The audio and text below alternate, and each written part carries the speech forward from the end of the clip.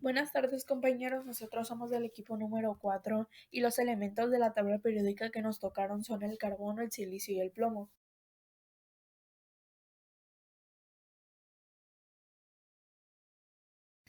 El origen etimológico del carbono. El carbono procede del latín carbo, que significa carbón de leña. Grafito procede del griego graphein, que significa escribir y diamante. Tiene su procedencia de la palabra latina adamas, cuyo significado es invencible. Lavoisier da el nombre de carbo onis para distinguirlo del carbón de leña. Descubrimiento del carbono. El carbono se conoce desde la antigüedad. Los egipcios obtenían carbón de leña de forma similar a la actual. En antiguos escritos hindúes y en el Viejo Testamento se hace referencia al diamante. Ubicación en la tabla periódica, en el periodo en que se encuentran, el grupo, etc. ¿Dónde se encuentra el carbono? El carbono existe en numerosas formas, dependiendo de las condiciones ambientales en que se lo encuentre. Es muy importante, al menos en cuanto a su abundancia y necesidad para la vida orgánica. No obstante, no lo podemos encontrar de manera pura en nuestro ambiente. Lo encontramos en forma de alótropos, como el diamante, grafito, carbón, o como hidrocarburos, como el petróleo y el gas natural. Actualmente, China, Estados Unidos y la Unión Europea son los tres más grandes explotadores de carbón del planeta, pero este está abundantemente repartido a lo largo de 100 países que lo extraen. La explotación de diamantes, por otro lado, está concentrada mayoritariamente en el sur africano y en Sudamérica, si bien existen otras minas de menor escala en Norteamérica y el sur asiático. Y por último, los hidrocarburos fósiles, mucho más codiciados, se encuentran en grandes depósitos en el Medio Oriente, Rusia, Alaska, México y Venezuela principalmente. Proceso de extracción del carbono. El carbono puro no se encuentra en la naturaleza en bruto, cosa que ya hemos mencionado anteriormente, pero sí podemos encontrar estructuras del carbono como diamante o el grafito. Estos dos minerales se extraen casi de la misma manera, se extraen mediante minería de método de cielo abierto o subterránea. Sin embargo, el diamante también se puede conseguir mediante el método aluvial. La minería de cielo abierto consiste en excavar un hoyo como si fuera una madriguera, la subterránea mediante túneles subterráneos descargar la roca mineral en bruto, y por último el aluvial, método que se utiliza más por extractores artesanales de diamantes en el sur de África, donde se tamiza la arena del agua para poder conseguir estos pequeños cristales de diamante. Sin embargo, a diferencia del diamante, que lo conseguimos ya naturalmente, el grafito sí lo tenemos que complementar con coque. El coque es carbón carbonizado en temperaturas elevadas para así poder obtener el grafito como lo conocemos. El carbono por sí solo no es importante en el mercado, sino que sus derivados lo son. Para empezar, el carbono es el componente principal del carbón, el cual es fundamental en muchos mercados. Muchas fuentes de empleo se basan en el uso del carbón, poniendo como ejemplo que es necesario para la producción de hormigón y por ende el cemento, el cual también es material que influye bastante en la economía, especialmente aquí en México considerando que las casas se hacen con cemento. También es común que el carbón se use para cocinar, tipo a la parrilla, al carbón, etc., en diversos establecimientos de comida. Por lo tanto, el carbón no solo representa una gran fuente de empleos, sino también de ganancias. Países como China, India y Estados Unidos producen y consumen mucho carbón al año. Si bien el carbono es de gran beneficio para la economía, su quema genera dióxido de carbono en exceso, que provoca la aceleración del efecto invernadero generando daños ambientales que por consecuencia provocan daños en la salud y en el suelo, lo que se traduce finalmente a una pérdida económica muy grande en gastos de salud y en minimizar la huella de carbono. Entre otros mercados tenemos el mercado del diamante. El diamante es un alótropo del carbono, considerado de gran valor dentro del mercado de la joyería. Países como Rusia y Australia se encargan de la mayor parte de su producción. También tenemos el grafito, este es otro alótropo que es usado en la producción de diversos productos como lápices o lubricantes, lo cual ha dado origen a diversos productos de venta libre que son de uso común. Por lo tanto, ambos mercados representan una gran oportunidad de trabajos así como de ganancias. El siguiente punto a observar es la afectación ambiental producida por los procesos de extracción y obtención del carbono. En este caso, el carbono no afecta directamente al medio ambiente, pero sí sus derivados. Aquellos que podemos resaltar son la quema de carbón, la minería y la huella de carbono. La última se refiere a las emisiones de gases de efecto invernadero provenientes de actividades humanas, de las cuales por el tema destacamos las emisiones de dióxido de carbono. Estos factores contaminan el aire, el agua y el suelo. Se altera el paisaje por la minería y los procesos de extracción. Se emiten grandes cantidades de dióxido de carbono que resultan en el sobrecalentamiento y que generan numerosos daños a la salud. También se usa en la construcción. Este elemento es la relación principal para la producción del acero y también se usa para fabricar el cemento.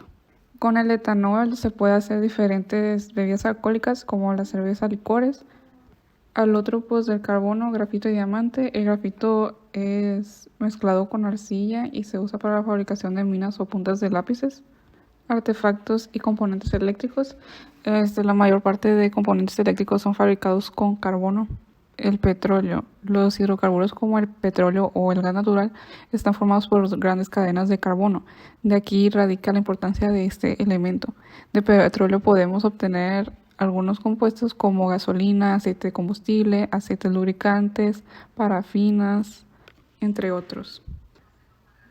Dentro de los usos biológicos del carbono podemos mencionar el carbono activado, el cual puede absorber sustancias haciéndolo viable para tratar el envenenamiento de algunos venenos ingeridos, aunque también se hace referencia sobre otros usos, hay poca evidencia confiable sobre ello. Respecto a la implementación del carbono por seres vivos, el carbono es de vital importancia, presentándose desde la estabilidad de las biomoléculas como lo son los hidratos de carbono y las proteínas, hasta cosas más grandes, teniendo de ejemplo el ciclo biogeoquímico del carbono que afecta la dinámica del planeta. Por otra parte, los isótopos radiactivos del carbono se han presentado con mucha utilidad. De ejemplo tenemos el caso del carbono 14 en el descubrimiento de las etapas del ciclo de Kelvin-Benson en la fase luminosa de la fotosíntesis. El grafeno y los nanotubos de carbono de la medicina se presentan como materiales con un gran potencial en el desarrollo de terapias contra el cáncer, de herramientas de diagnóstico de enfermedades, ingeniería de tejidos, así como otros aspectos relacionados a la ciencia de la salud. El silicio. El origen etimológico del silicio. El nombre silicio deriva del latín silex. Este nombre proviene de los compuestos del silicio, que eran de gran importancia en la prehistoria, las armas y las herramientas, hechas de pedernal, una de las variedades del dióxido de silicio. Fueron los primeros utensilios del hombre. Descubrimiento del silicio. Ya en 1800 Humphrey Davy postuló que era un elemento y no un compuesto como Lavoisier asumía, pero sus intentos de aislarlo mediante la electrólisis no dieron resultado. En 1811, Gay-Lussac y Louis-Jacques Thénard llegaron a obtener una forma impura de este elemento. No obstante, su descubrimiento se atribuye a Berzelius, que lograría aislar silicio amorfo en 1824. Por otra parte, la obtención del silicio cristalino se produjo accidentalmente en 1854, cuando Henry Davy trató con agua el siliciuro de aluminio, que obtuvo al realizar la electrólisis de una muestra impura de un cloruro de aluminio y sodio. Ubicación del silicio en la tabla periódica. Como podemos ver en la imagen, el silicio está en el período 3 y en el grupo 4A. El silicio tiene 14 electrones totales y 4 de valencia.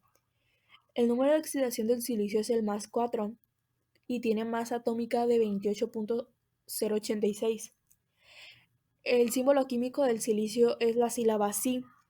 La configuración electrónica kernel del silicio es neón 3s2 3p2. ¿Dónde se encuentra el silicio? Toda la Tierra es aproximadamente 15% en masa de silicio. Incluso la corteza terrestre es aproximadamente 25.8% en peso de silicio. Esto lo convierte en el segundo elemento químico más abundante después del oxígeno. Los principales países extractores de silicio son China, Rusia, Brasil, Noruega, Estados Unidos, Francia o Malasia, por ejemplo. Proceso de extracción del silicio. La materia prima para la mayor parte de la producción del silicio es el mineral cuarcita. La cuarcita bruta es principalmente dióxido de silicio y el proceso de refinado comienza con una reacción de reducción para eliminar el oxígeno. La cuarcita triturada se mezcla con carbón en forma de coque, carbón que se ha calentado en ausencia de oxígeno. También se añaden trozos de madera a la carga. Los hornos de Arcos para fundir el silicio son instalaciones masivas con enormes electrodos de carbono que elevan la temperatura hasta los 2000 grados Celsius, temperatura que es necesaria para poder realizar esta reacción.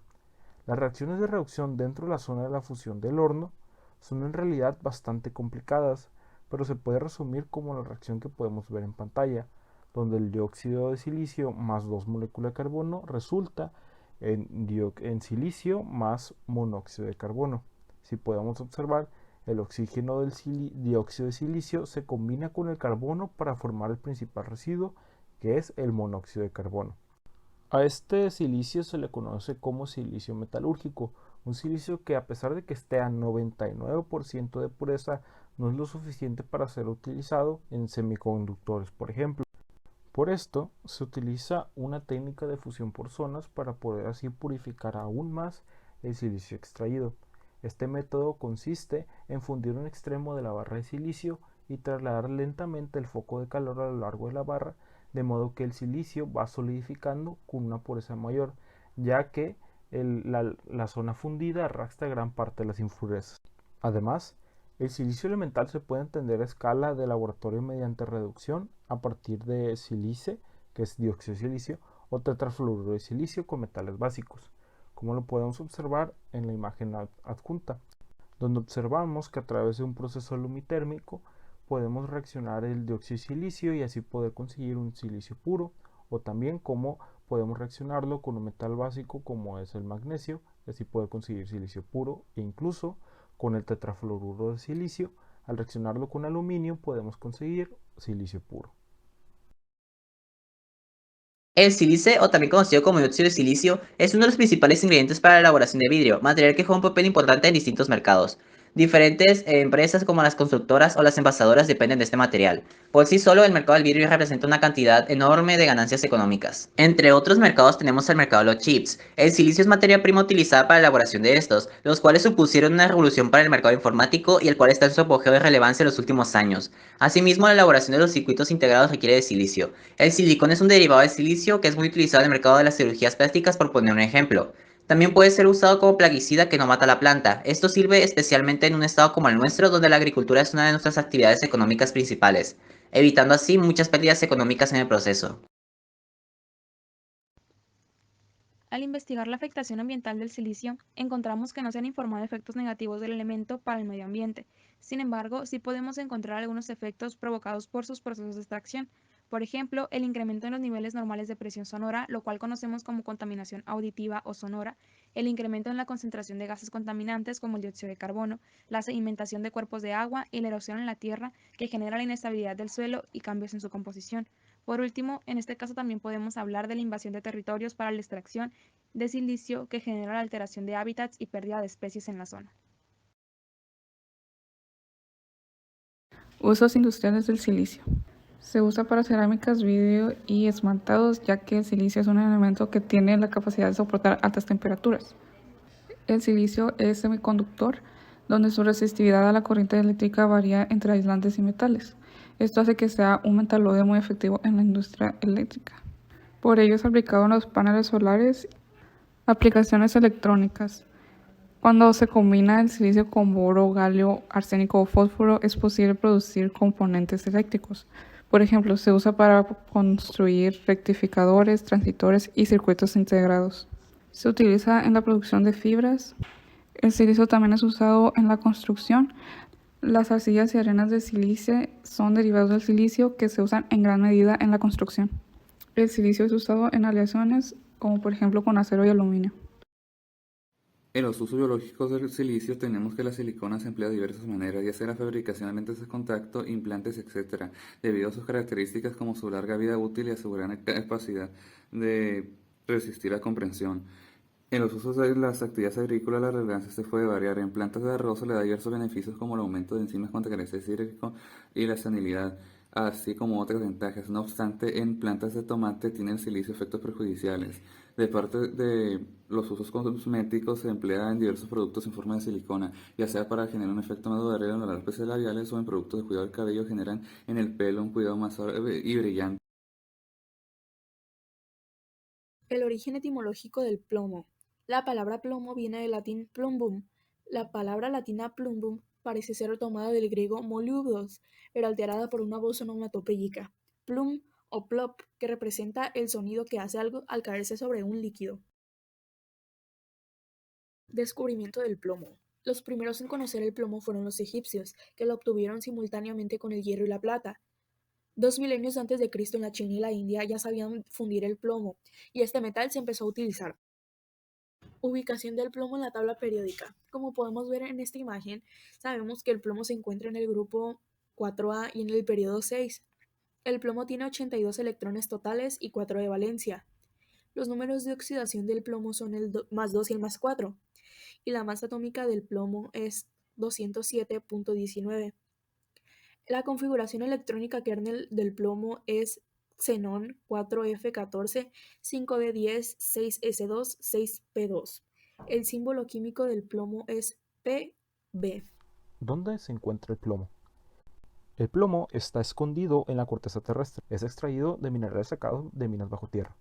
Más de 60 minerales contienen algún tipo de plomo, pero solo 3 se suelen utilizar para producir plomo: la galena, la cerussita y la anglesita. El 95% de toda la minería de plomo se realiza en estos 3 minerales. Sin embargo, la galena es la más común en la extracción de plomo, pues en su estado puro contiene solo plomo y sulfuro, y con pocos rastros de plata, cobre, zinc, cadmio, antimonio y o arsénico. Hay que recordar que lo hacen porque la plata tiene más valor. Actualmente, el 75% del plomo del mundo proviene de China, Estados Unidos, Australia, Canadá, México y Perú. Además, se produce más plomo de forma secundaria mediante el reciclaje de chatarra de plomo. Procesos de extracción del plomo. Como mencionamos anteriormente, la galena es la más común en la extracción del plomo. Sin embargo, antes de que el plomo pueda existir en su forma final, tenemos que procesar y refinar el mineral de plomo. Hoy en día, la industria del plomo extrae el elemento utilizando los procesos de tostado y función. Paso 1. Tostado. La galena se calienta en aire para convertir el sulfuro de plomo en óxido de plomo, más dióxido de azufre.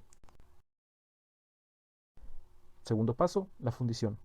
El coque, que como mencionamos anteriormente es carbón calentado en ausencia de oxígeno, se añade al óxido de plomo, PbO, y se mezcla con aire en un alto horno de alta temperatura para obtener metal de plomo. En el eje del horno, el carbono desplaza del plomo del óxido de plomo para formar gas de dióxido de carbono y plomo fundido. Con esto ya tenemos el plomo separado. Sin embargo, aquí no termina el proceso. El plomo fundido se hunde en el fondo del horno y se sifona y se enfría para formar ladrillos de plomo o cerdos, que son grandes masas oblongas. Como resultado también tenemos la escoria, como comúnmente conocemos a los desechos, que es un subproducto no metálico de la fundición de metales, que lo separamos del plomo fundido, se sifona y se enfría y lo vertemos como residuo. El plomo fundido extraído por fundición a menudo contiene otras impurezas metálicas, como es el zinc, el arsénico, el cobre, la plata, el oro y el bismuto, y mediante la electroobtención eliminamos estas impurezas con la ayuda de una corriente eléctrica. El plomo juega un papel importante en la elaboración de munición de armas, por lo que el mercado de estas depende de dicho material. En otros mercados también se utiliza plomo en la elaboración de baterías de automóviles, siendo esencial para un mercado tan grande como es el automovilístico. El plomo de igual forma es un material utilizado en el mercado de insecticidas. Países como China y Estados Unidos son grandes consumidores de este elemento. Cabe añadir que debido a que el plomo es un metal tóxico, causa daños en la salud, derivando esto en grandes daños a la economía a diversos países de forma anual. La afectación ambiental del plomo radica en la contaminación del aire, la contaminación del suelo y la exposición al plomo que genera daños a la salud del ser humano al atacar el sistema nervioso. Encontramos el plomo en los procesos de minería, en residuos peligrosos, en el agua potable, en los alimentos, en el suelo, entre otros. Para la situación, existen normas mexicanas que regulan los niveles permitidos de plomo en cada una de estas áreas. Actualmente, el plomo en el aire en México no se mide debido a que se empezó a usar gasolina sin plomo, lo que redujo sus niveles y lo hace estar dentro de los parámetros permitidos en el país. Sin embargo, se sabe que se encuentra por encima de los niveles permitidos en otros países, lo cual indica que debería volver a medirse y seguir tomando medidas al respecto. En la presente figura del año 2007 podemos observar algunas áreas contaminadas con plomo en la Ciudad de México, donde los niveles se encuentran dentro de lo establecido por las normas mexicanas. Usos industriales del plomo. Este se utiliza para las tuberías de agua. Con ella también se hacen pinturas industriales, municiones, material de aleaciones. La fabricación de plásticos y cerámicas utilizan el plomo como uno de sus ingredientes. Al igual, es un elemento químico práctico en aleaciones y soldaduras. El plomo se usa para el recubrimiento de conexiones eléctricas, baterías para automoción. En estas están las baterías de tracción, baterías industriales, energía solar y fuentes de energía militares. Al igual, este se usa para la protección contra radiación. También se usa para los recipientes donde se guardan los elementos radiactivos. De parte del plomo, este no tiene implementación a los seres vivos e incluso su presencia puede llegar a desarrollar diversos problemas de salud.